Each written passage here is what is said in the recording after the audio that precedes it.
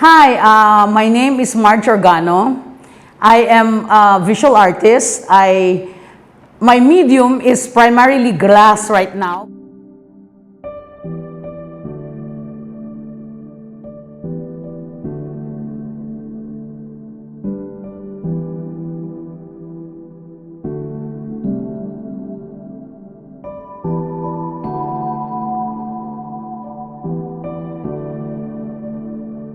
Before I did glass, I was also doing clay, bronze and resin casting. But now I'm just concentrating on glass sculpture.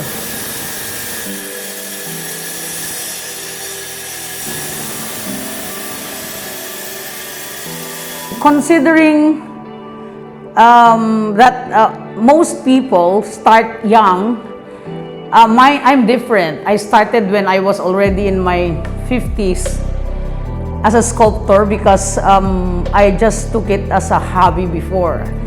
I wanted to make sculpture, so I enrolled in sculpture with one of the professors in UP. I learned how to make clay sculpture, and eventually in that year, that's 2014, I was invited to join Alay Sining. I made like 5 pieces of resin sculpture, figurative. Although I wasn't able to sell anything on that exhibit, a gallery saw my works and they offered to represent me and display my works in their gallery. And I was lucky and I was so happy that people bought all those 5 pieces. Considering that they're strangers, I don't know them and they don't know me, I think they took a chance on me and all my works were sold. So I was encouraged again to make more sculpture.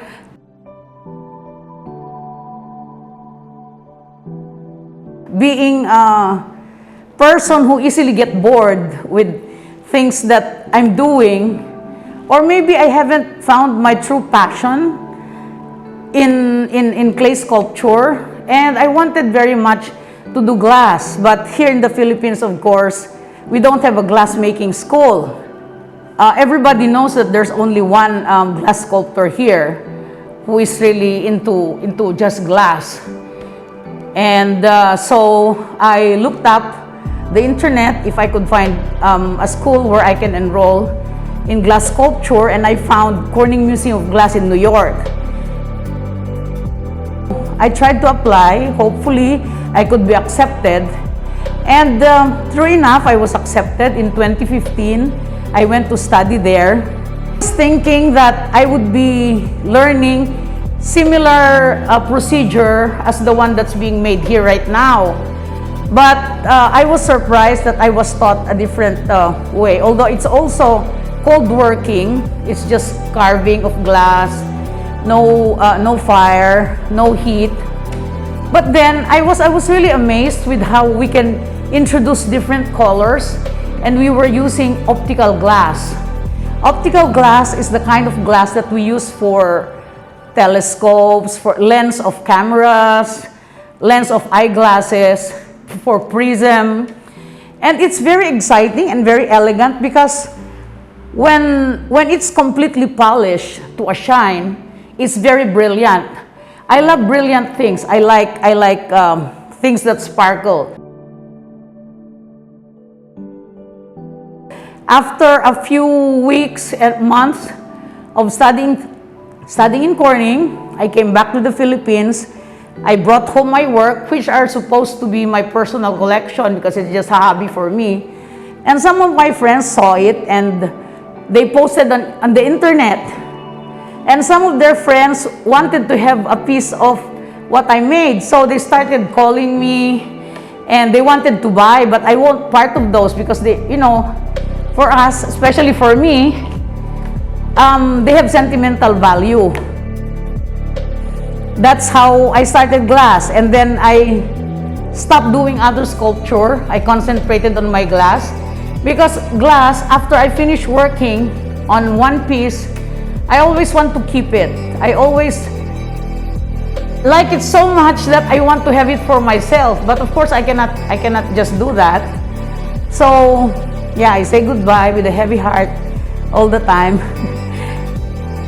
About my favorite pieces, I have some na I really single out. Like I started doing a series on pregnant women, so I kept one as my personal collection. Most of them I really like. They're all my favorites actually. After I finish them and I see the sparkle, the color, the glow, I want to keep them. They're all my favorites.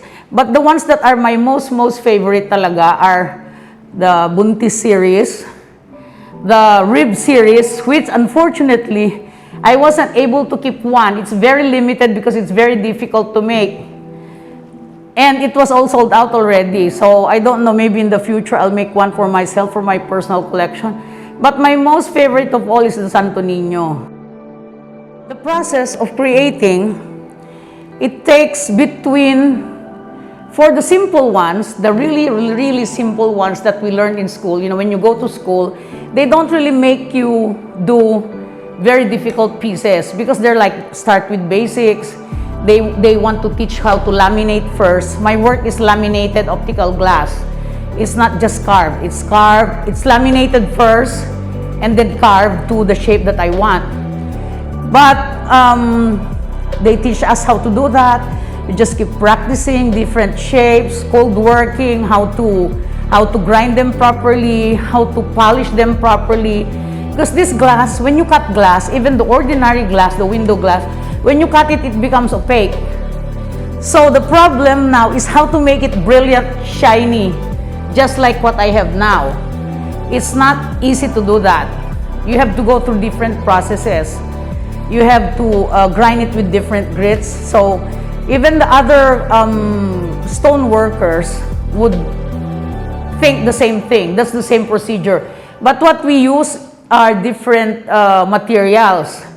So those materials that we use, they're not available here. So I have to import everything.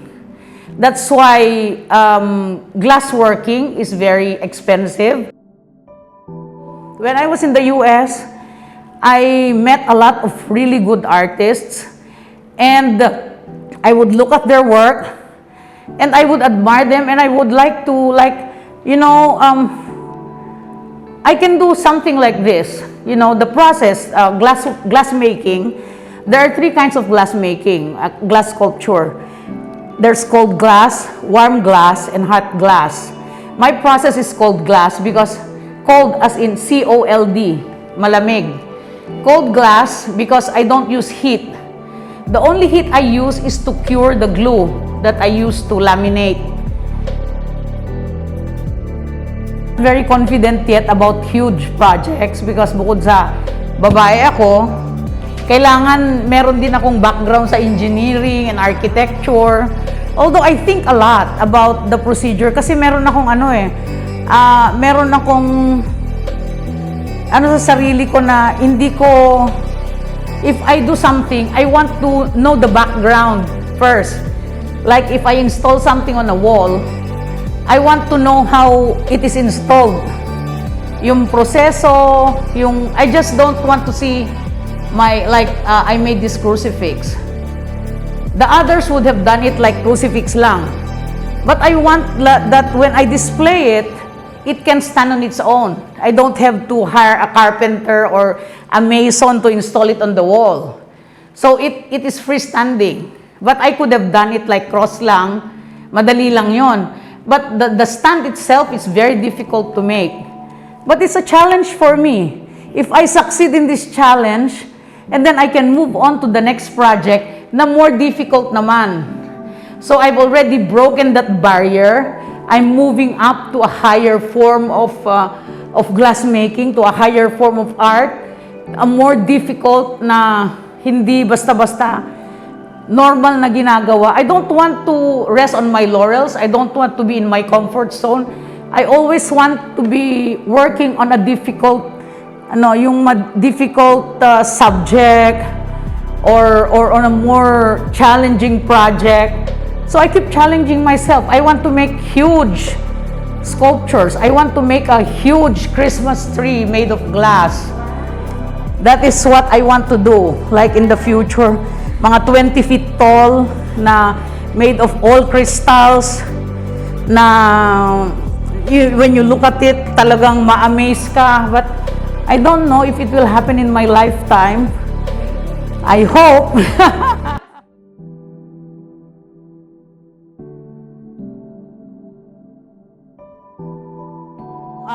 The disadvantage of me as a glass artist is I'm a female. And female artists, walang masyadong naniniwala because this is a man's job. Even this glass, it's supposed to be a man's job also. Kasi napakadelikado yan eh. When you cut glass, no, hindi ako natatakot na masugat sa blade. What's more scary is when you cut glass, the splinters are all over your arms. It goes here, it can go to your eyes. That's why you have to wear protective covering for your eyes. And it's very noisy also for your ears. And you cannot wear long sleeves.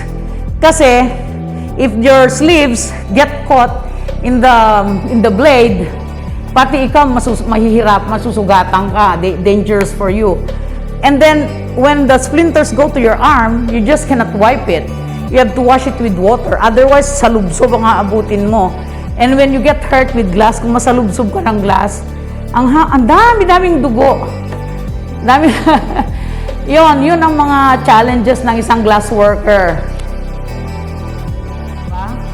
But it doesn't stop me. It makes me stronger. It makes me more challenged to do more difficult work. Yung minsan, when people tell me na, ay, ang hirap niya. Ay, naku, di na lang ako nagsasalita. Bukas makikita mo na lang. Ay, nagawa mo yan. You know, it's nice to surprise people when they don't expect you to be able to do something.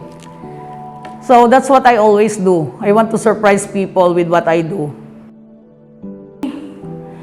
First of all, people always think that if you are old, you cannot do anything anymore. You're like retiring or, you know, for me, I never want to retire. If I still can work, even pag umabot ako ng 90s and I can still work, I still will. Because retirement is never an option for me. So, they say that art is for young people. I don't believe so. When I was studying drawing under Mr. Fernando Sena, classmate ko yung kapatid ni Mr. Abueva, who's 84 years old. I was like, 50 something, she was 84. I thought I was the oldest already, but lo and behold, she was a lot older and yet she was very interested. So, art doesn't have age. It doesn't have an age limit at all. You can do art, you can start art in your late 60s, in your 90s. The works that they bought in the past can become more valuable in the future. So I have to evolve. I have to constantly be there, not just for myself, but for the collectors who believed in me and bought my works. Now, I want to keep doing art for them.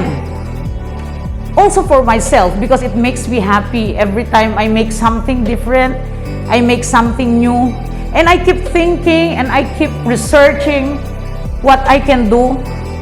I keep looking at the internet, what glass artworks are there, not to copy, but to make it different. You know, you go to the competition, check out the competition, and look at his work, and you say, I can do better than this. You know, I'll make something much different from this that will surprise everybody. Now, this is not the only kind of work that we can do with glass. We can do other things with glass. Actually, we can do a lot of things with glass. So I can do anything. I can experiment on anything. What's important is when you finish your work, you like it, you love it, and people also appreciate it. And you're able to produce something that people love and make them happy. When I finish a piece of work, it makes me happy. That's the most important to me, is it makes me happy. And if it makes me happy, I know that other people who see it will also be happy to acquire them. We are judged because we're females. It's never too late to start. And art doesn't have any gender. You may be male, female, LGBTQI, or whatever you are. It's art. You express yourself. There are no rules also. That's what I like with art. There are no rules. You have freedom to do anything. It gives me freedom. I can work when I want to, and I can stop working when I don't want to. And if I want to pick up something from the ground and make it into an artwork, who is to tell me if somebody is a better artist than I am? It's the collector who will judge. If somebody buys your work, that means that they appreciate your work. Believe in yourself, have confidence.